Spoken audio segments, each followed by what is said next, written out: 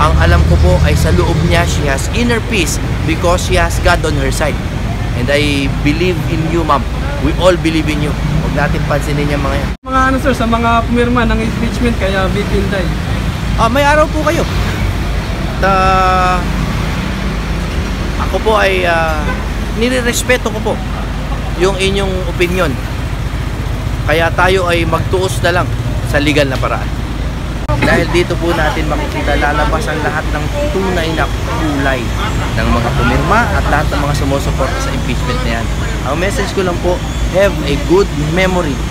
Tandaan nyo po lahat ng mga bumaliktad, ng mga nagtataksil sa ating mahal na pamilya.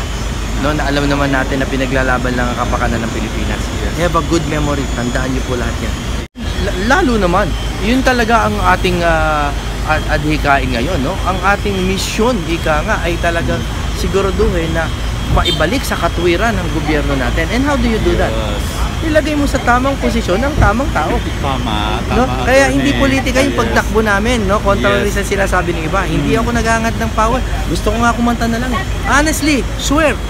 Pero hindi ko po matiis itong nangyayari. And I think it's my duty and our duty to populate the Senate and all the seats of Congress ng mga totoong DDS. Ano yung DDS? Okay. Diplomasya at disiplina sa Senado.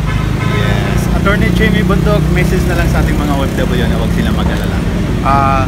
Ako po, bagamat ayaw ko kayong mag-alala, gusto ko rin paalala sa inyo na huwag kayong bibitaw.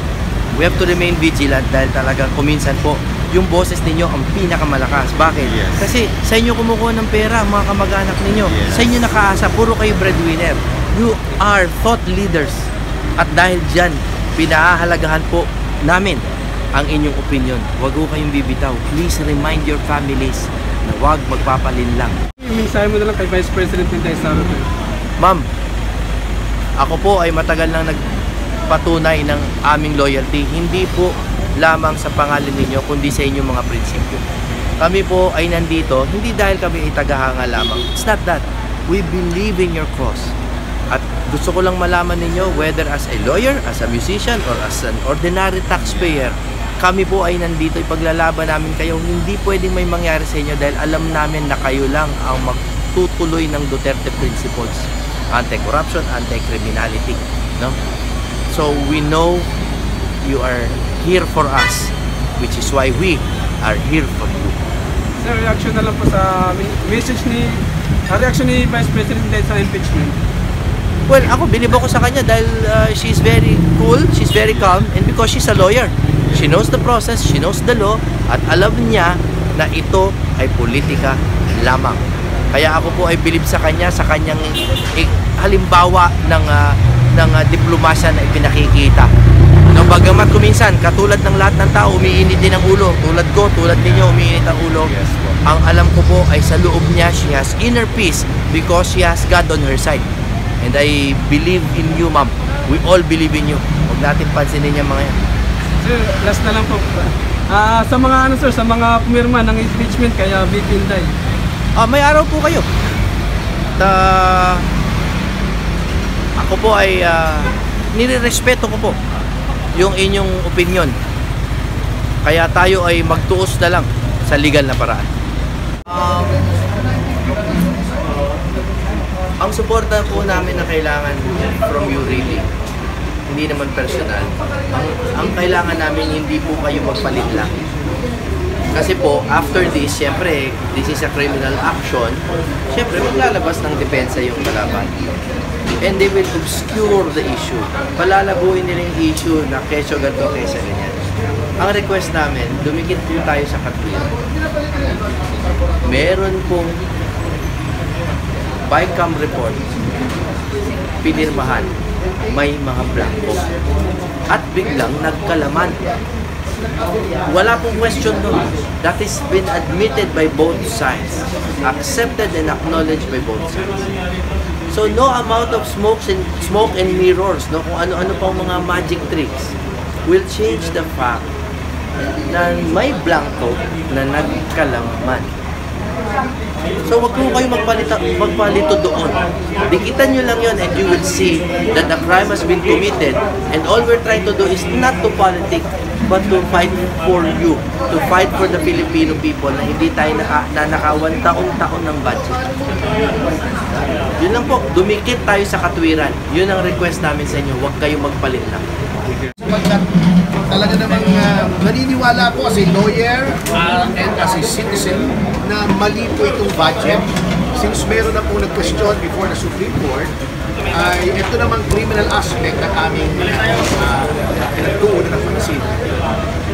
Sino po ang ilahap na natin?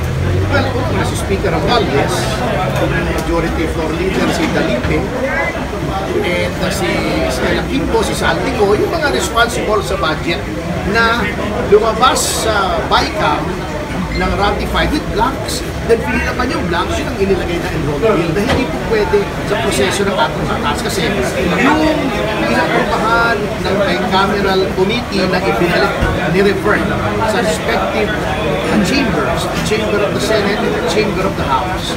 Yun po ang dapat enrolled bill. Hindi po pwedeng palitan yun except for innocuous corrections. Hindi po innocuous ito eh. Hindi po typographical error to kasi nilagyan ng amount eh. Sinasabi na typographical error lang. Hindi pwede. Kung typographical error yun, eh dapat na-correct nila. Hindi typographical error. Those are substantial amendments na dapat nakita ng noong ni-ratify noong both houses.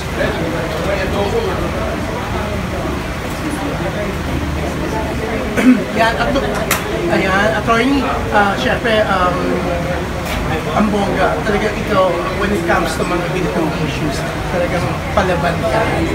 Nakala kasi nila magaling ako eh. Hindi, magaling ka naman talaga. Magaling mga sarlan.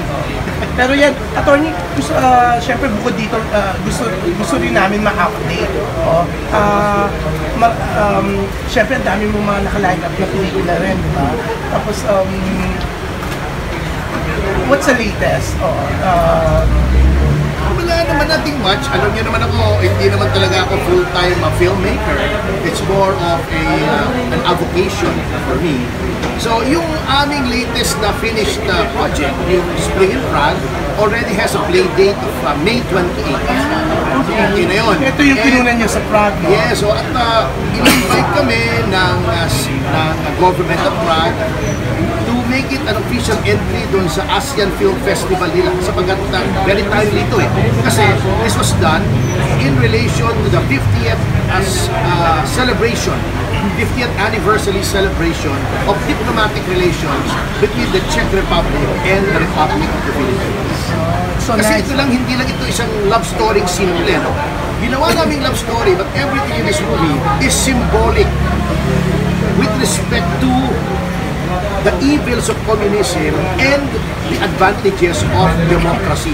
Ginawa lang namin parang allegory itong love story nito.